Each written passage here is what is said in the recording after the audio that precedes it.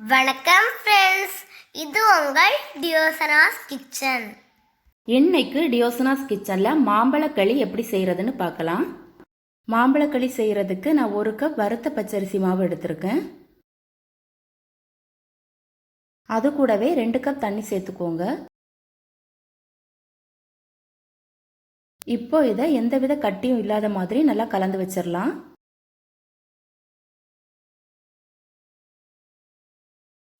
அழகாக ரெடி ஆயாச்சு. இது அப்படி இருக்கட்டும். 1/2 கப் கருப்பட்டி எடுத்துக்கோங்க.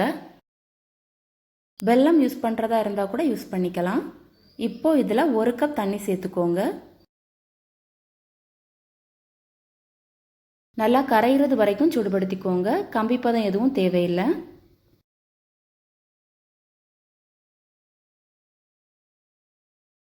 எல்லாம் நல்லா கரைஞ்சாச்சு. இப்போ ஸ்டவ்வை ஆஃப் பண்ணிடலாம்.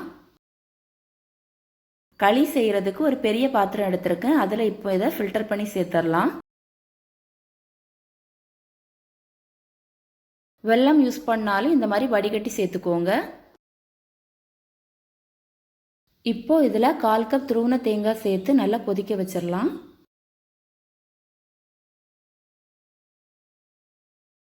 இந்த அளவுக்கு கொதி வந்ததும் ரெடி பண்ணி வச்சிருந்த மாவை ஒரு தடவை நல்லா கலந்ததுக்கு அப்புறம் சேர்த்துக்கோங்க.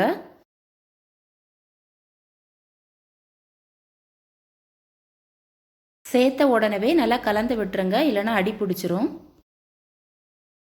கைவிடாமல் கலந்து விட்டுக்கிட்டே இருங்க.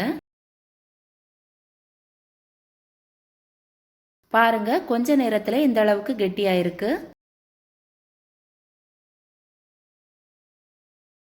அழகா ரெடி ஆயாச்சு.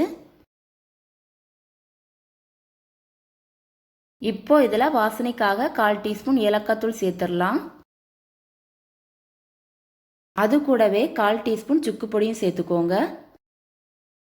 ரெண்டையும் சேர்த்ததுக்கு அப்புறம் நல்லா கலந்து விட்டுருங்க. ஒரு மாம்பழத்தை சின்னதாக கட் பண்ணி வச்சிருக்கேன், அதை இப்போ சேர்த்துடலாம்.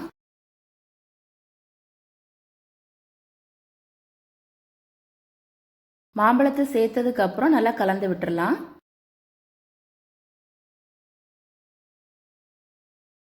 நல்லா கலந்ததுக்கு அப்புறம் ஸ்டவ் ஆஃப் பண்ணிடலாம்.